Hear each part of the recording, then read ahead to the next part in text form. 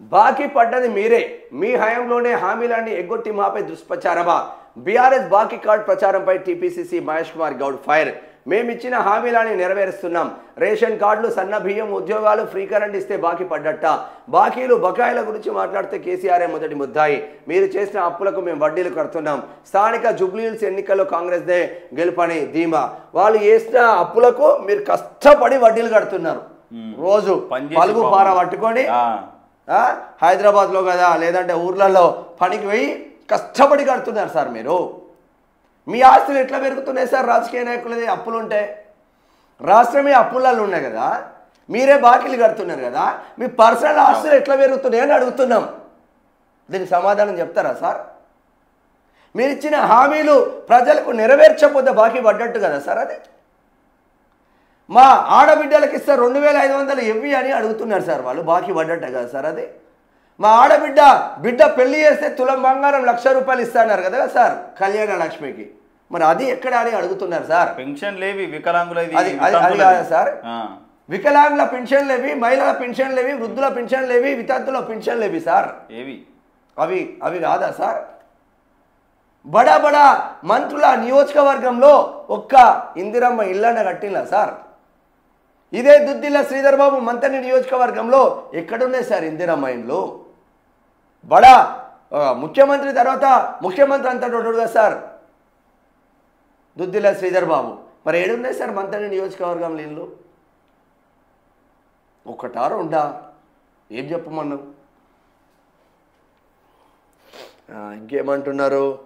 మీరు చేసిన అప్పులకు మేము వడ్డీలు కడుతున్నాం. స్థానిక జూబ్లీహిల్స్ ఎన్నికల్లో కాంగ్రెస్దే గెలుపని ధీమా. ఇచ్చిన హామీలన్నీ ఎగ్గొట్టి ప్రజలకు బాకీ పడ్డది బీఆర్ఎస్ పార్టీనే అని పీసీసీ చీఫ్ మహేష్ కుమార్ గౌడ్ అన్నారు. 10 ఏళ్లు అధికారంలో ఉండి వాళ్ళు చేసిన అప్పులకు తాము ఇప్పుడు వడ్డీలు కడుతున్నామని చెప్పారు. మంగళవారం గాంధీ భవన్లో మీడియాతో మహేష్ కుమార్ గౌడ్ మాట్లాడుతూ ఈ సందర్భంగా బాకీ కార్డు ప్రచారంపై బీఆర్ఎస్కు గట్టిగా కౌంటర్ ఇచ్చారు.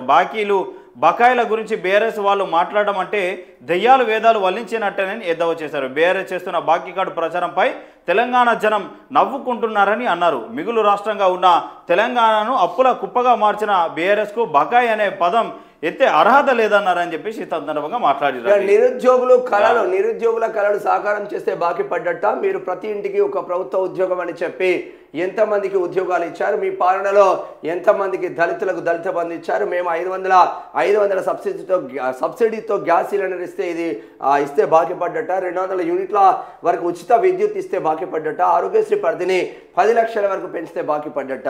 రైతులకు రుణమాఫీ చేయడం, రైతు భరోసా ఇవ్వడం, సన్నవాళ్లకు బోనస్ ఇవ్వడం, రేషన్ కార్డులు ఇవ్వడం, సన్న బియ్యం పంపిణీ చేయడం, ఇందిరమ్మ ఇండ్లు ఇస్తే బాకీ పడ్డట. వీటికి బీఆర్ఎస్ నేతలు సమాధానం చెప్పాలి.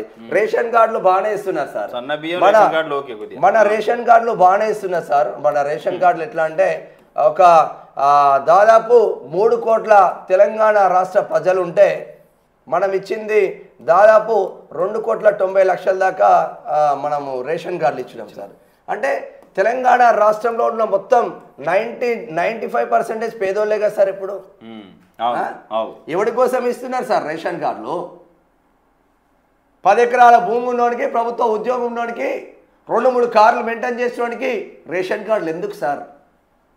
నిజమైన పేదోడు కదా సార్ బూబ తినాల్సింది. వాళ్ళకి అందాలే.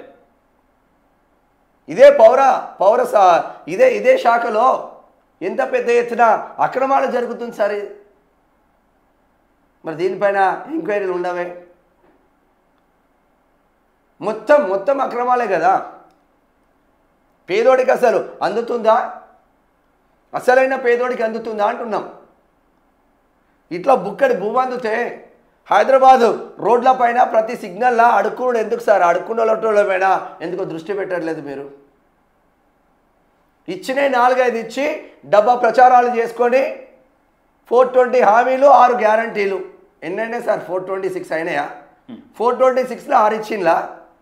ఇంకా 420 ఎందుకు పెట్టుకున్నారో? పేర్లు పాడైపోను కలిసి పెట్టి